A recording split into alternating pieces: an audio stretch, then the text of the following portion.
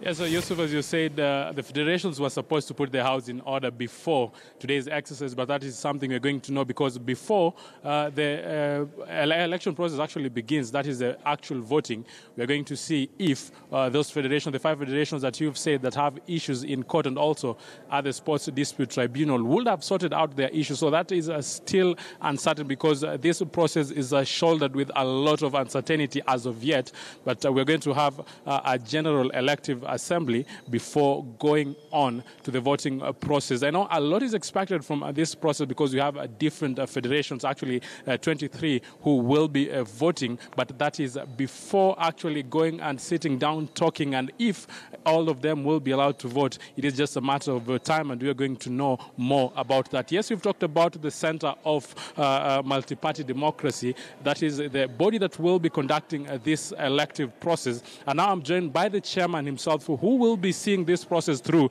That is Bwana Omweri Angima. Very great to have joined us. Probably just give us an overview. What kind of an exercise do we expect today? Remember, we had this exercise, it ought to have taken place on 5th May. But we got a court injunction from some federations which had issues, and so we had to postpone. So basically, we are actually going to complete what we started. The majority of the federations have no issues. There are a few that have issues, and these ones, we will be updated by some of them. We also are aware of some of them, where the progress, but we want to get full reports, which will be tabled before the General Assembly, so that everything will be trashed before we complete the election. We are completing the election. We are not starting a new election. We want to complete what we started actually early this year. May was supposed to be a culmination. It was actually supposed to be the voting day, which didn't happen. Yes. You're talking about completing the process, and yes, I'm aware that there are some people who actually took the nomination forms at the period that you've given, and they returned the forms on the 22nd. And some of them, they're also here and they are saying that we also want to be part of this process. Will we agree that this is a continuation, or some people are arguing that this is another process that is starting all over again? Some things changed since May. Some candidates may have dropped out. Some minor changes. In fact, only 3 picked forms by 22nd. So qualitatively, nothing changes because these are the ones who are filling in. Maybe somebody is not going to be available. And there was a general meeting an extraordinary general meeting by the General Assembly, which actually allowed others to join. And I believe they have that power. So we allowed. And we allowed only 3 of them. Those are the ones we gave the forms. Have they been allowed, or is it after the elective General Assembly, before the voting process begins today, that you're going to see those deliberations and a decision made? And that is from the meeting that the elective agents had on 5th September. They passed that through. And on your meeting on 22nd, again, Irene Tindi was categorical, stating that the decision is going to be made today at this same elective General Assembly. True. It is the General Assembly which will make that decision. We are facilitating because they said that these others should also be allowed. We could not prevent them from having the forms. But the final decision will have to be made here by the General Assembly, whether to include them or not. If they don't include them, we will not entertain them. We will just go on with the ones we have.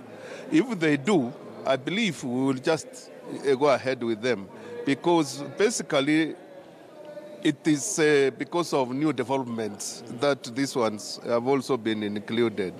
Yeah.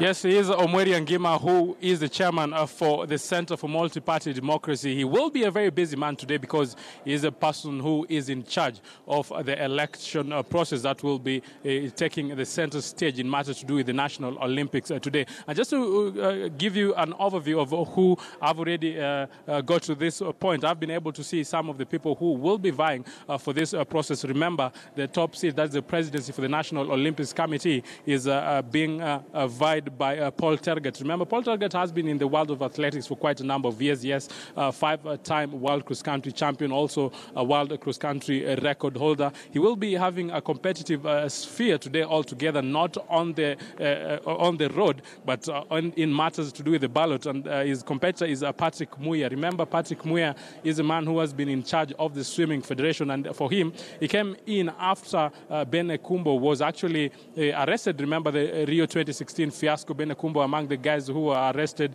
and yes, he resigned, and now he's saying I'm paving way for a new leadership in matters to do with swimming. So those are the two top guns who will be going for the high seat in matters to do with the National Olympics. But remember, for Patrick Muya, it is if he will be cleared today by the elective General Assembly that will be starting a few minutes from now. If he will be cleared, because for him, he took the nominations papers after May 5th and returned them on 22nd of this month. So for him, he is still not sure if he will be among the guys who will be vying for that top seat. Remember, also, we have the different vice presidency seats. We have the second vice presidency seat, which has attracted the Volleyball Federation chairman. That is a very, very competitive, actually, seat, because he will be going on head-on against Jackson Tuwe, who is the athletics boss. So there is a lot that will be happening. We have different categories of votes. We have the Secretary General. We remember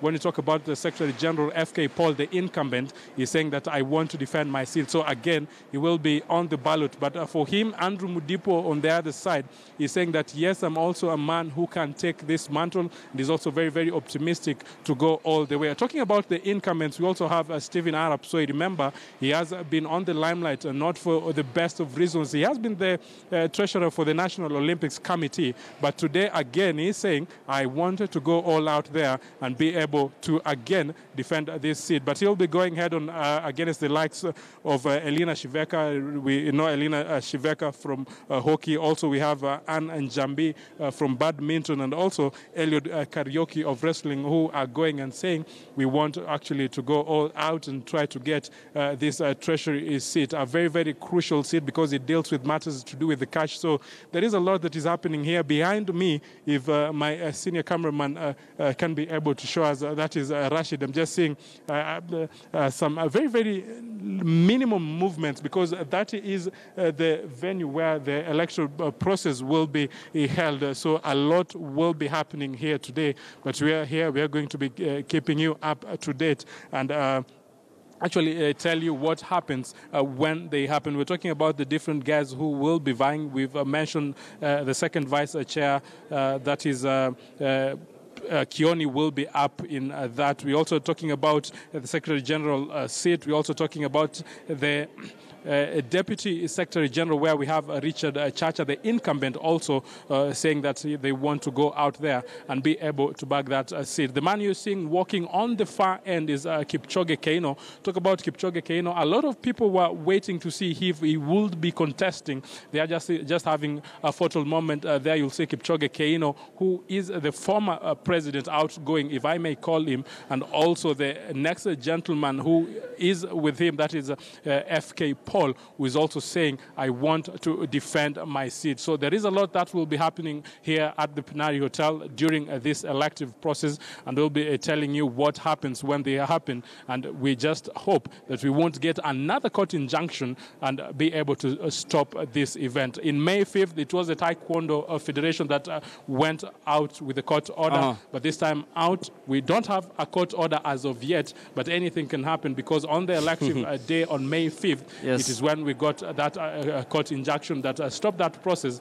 But today, we're still confident. The Electoral Body Center for Multi-Party Democracy is still confident that things will flow smoothly and we won't have any issues. Back to you, Yusuf. Of course.